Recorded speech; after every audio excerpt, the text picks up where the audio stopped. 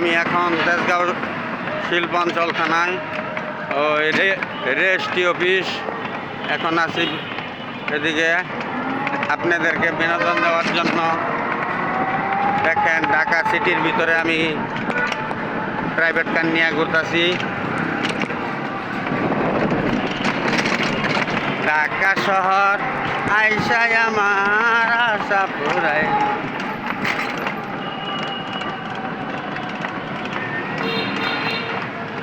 জানলে আগে জীবন দিতাম, মন দিতাম না তোমারে, যাবি যাবি তুই ভালোবাসতাম।